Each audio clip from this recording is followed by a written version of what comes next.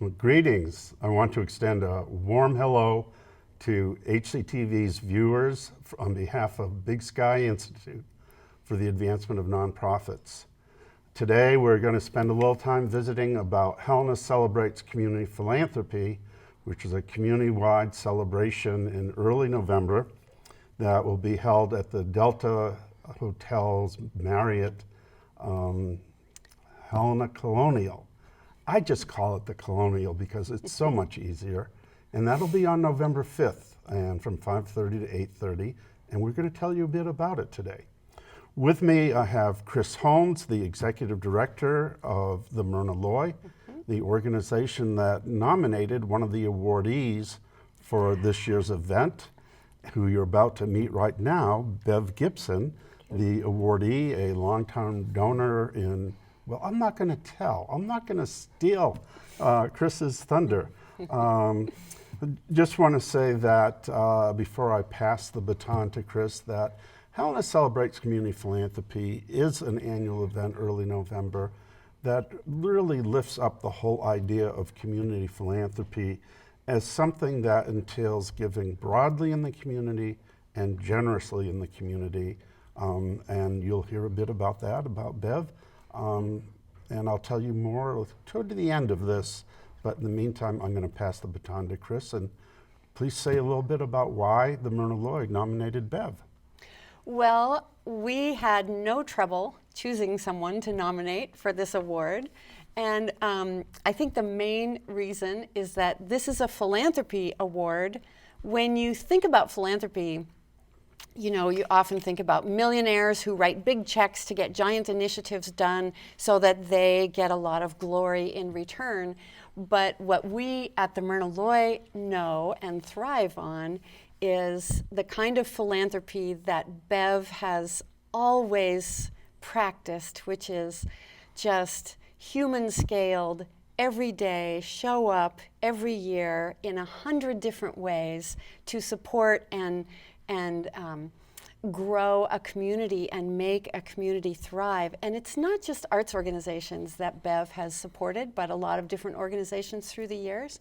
But I would challenge anybody to go to any arts event of any kind, a party or a performance or an exhibit or a fundraiser or an auction or whatever, and not see Bev Gibson quietly and humbly in the back with her glass of wine and her checkbook peeking out of her bag.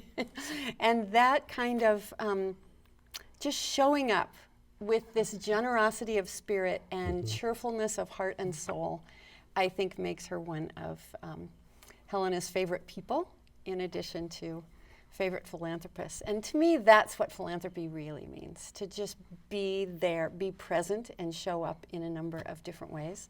So we were really excited to celebrate that in Bev this year. So that's why. Great. So Bev. Yes.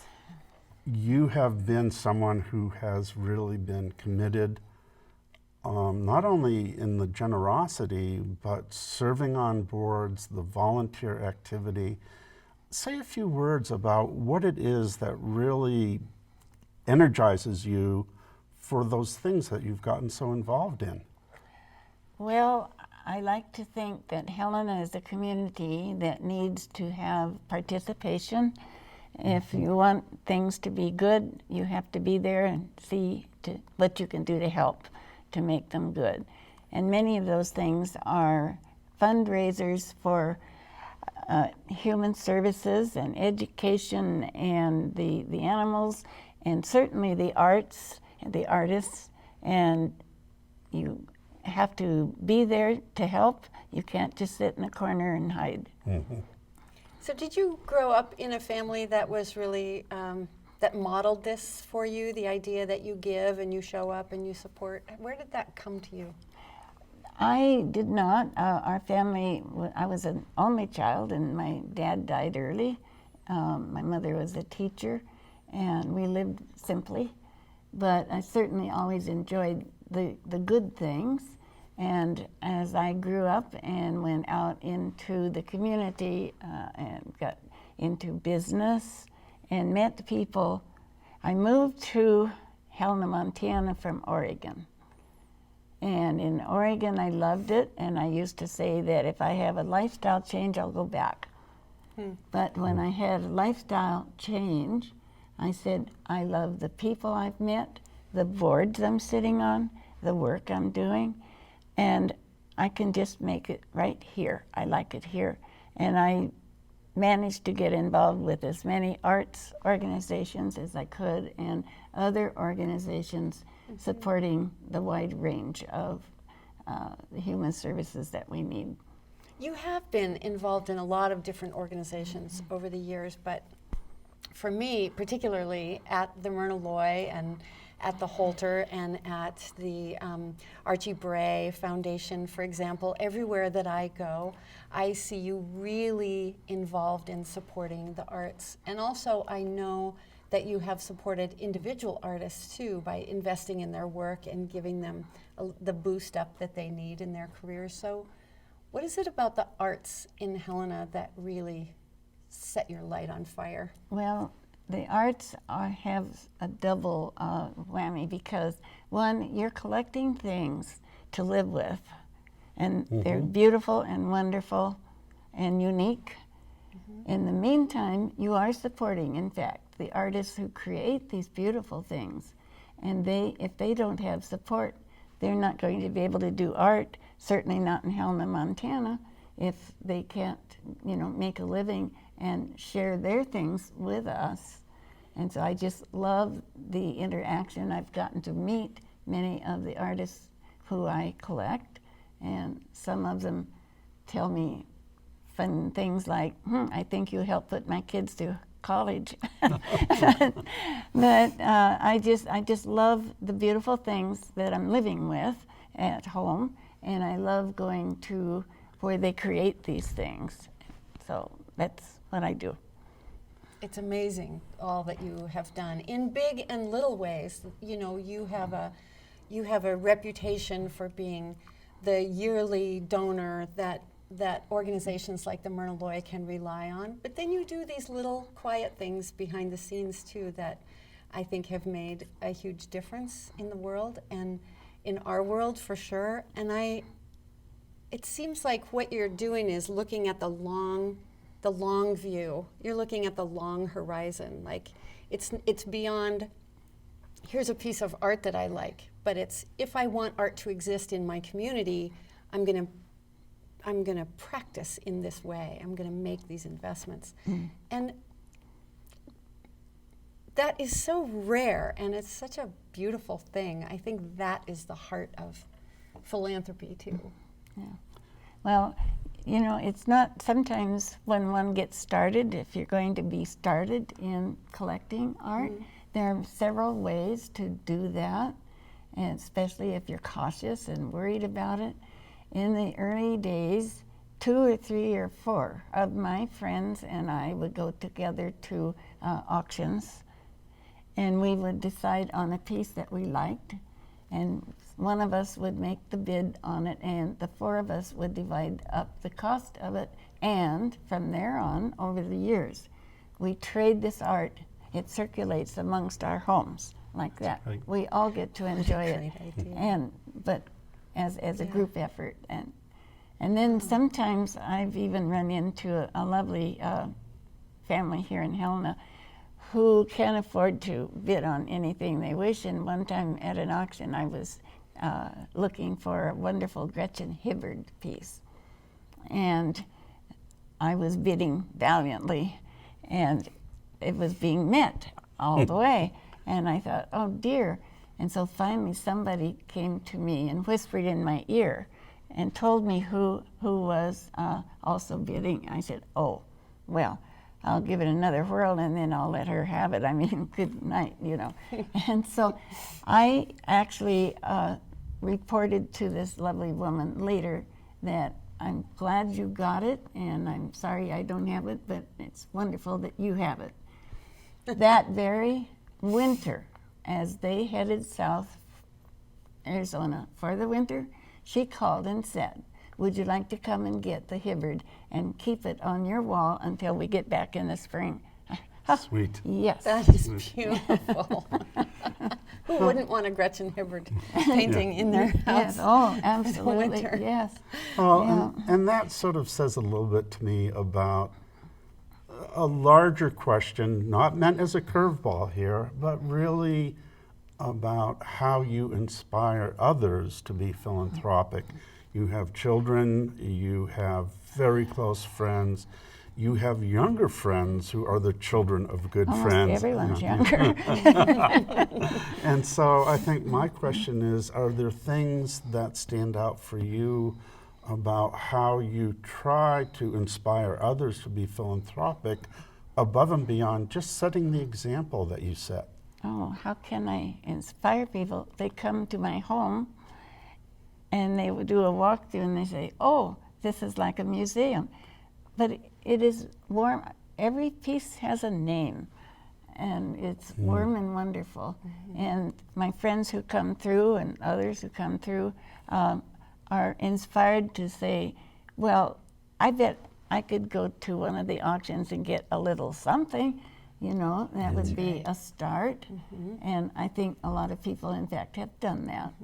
And Yeah, I think that what you have modeled over the years and the fun that you have at different events, and Yes. people want to be with you, so they follow you around and they see, you know, you're not that example of the millionaire philanthropist. You just do these regular everyday things, and Yeah. people think, well, she's having a lot of fun and her home is beautiful and I could probably do that on my budget. You know, I could be just as involved, because it's the spirit of it's the spirit of doing there it. are ways, and the end, of course, is that you get to enjoy these things and enjoy knowing many of the artists, not all, but many of the artists themselves.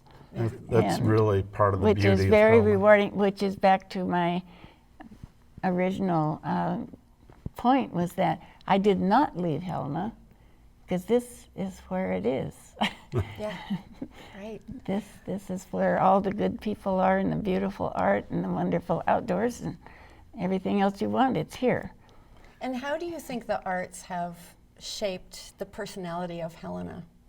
Well, I think Helena has grown over the years. When I first came here in 1962, there were not that many art galleries or individual artists who were noteworthy, and they have sort of duplicated and quadruplicated, and there's more and more, and it's wonderful, and you don't know where to look next. There are so many. You know, as, Helena is agog with art and art lovers. Yeah, Yeah, and you're one of them. Well, and definitely agog. in the spirit of honoring you, and I do want to highlight, it's been our goal with Helena Celebrates Community Philanthropy that we really want to illuminate and recognize and thank and honor community philanthropists while they're still alive and get that recognition at that time. So true. And stay healthy and keep on giving and doing and inspiring. But it's also a part of that kind of spirit of philanthropy and broader generosity that for us, as we talk about it, community philanthropy is really philanthropy's building block for inclusive community building, which is part of the interesting growth in Helena that becomes more and more diverse over time and has an amazing diversity of nonprofits, some of whom are small, some of whom don't have a big budget for advertising and having the visibility they would like. And community philanthropists very often are the ones who are looking out and seeing those needs and helping meet them. So each year for Helena Celebrates Community Philanthropy, what we've been doing is honoring an individual donor, a business, and a foundation. And it's something that has worked very, very well. And as far as the target audience, who should come? It's anyone and everyone who really cares about the nonprofits in our community and the roles they play, from essential critical services, health and human needs, to the kinds of activities and programs that so enrich the quality of life in our community. This is an event that brings together nonprofits, donors, civic leaders, all kinds of folks who really care about the future of our community and want to be part of an event that really honors that. And really, anybody who wants to hang out more with Bev should come, because she's really fun. Do that. Yeah. There are other ways to show up at events and get that glass of wine, and Bev will be there drinking with you. And I should highlight for the viewers that we currently have our early bird discount. One can go to Big Sky Institute's website, and right on that home page, there's a little place under updates where you can click in. The early bird registration ends this coming Friday, the 11th. So you get $10 off the ticket if you register early. One can still get tickets through the 29th of October, but that's at the regular rate. That's a little bit more at $60 per person. And we can figure out how we can make a sweet deal if anyone says, you know, I think I'd like to get a whole table to celebrate Bev and the other awardees. So in wrapping up here, I want to highlight that we always have this in early November in conjunction with what's known as National Philanthropy Day, Oh, is it? which is something that goes on not only across the nation, but more and more across the globe and internationally. Didn't know And that. so Helena Celebrates Community Philanthropy is our community's platform for people in Helena to connect with and celebrate that National Philanthropy Day. We want to just highlight as we're closing down here that our other awardees this year include First Interstate Bank Helena, and they were nominated by Rocky Mountain Development Council, Nice. also known as Rocky in their new branding, and also the Wall Family Power Townsend Foundation, which was nominated by Helena Area Habitat for Humanity, which has been growing and doing great work around more affordable housing for folks here in this community. So you're in early good bird company. deadline, don't forget, that's Friday, October 11th. And if you have any questions, any needs, call us at 443-5860. And I can't say operators will be standing by. It'll either be a person or an answering machine. So tell us again when the dinner is. It is November 5th, 5:30 to 8:30 at Helena Colonial, and we hope you'll be there. Thank you.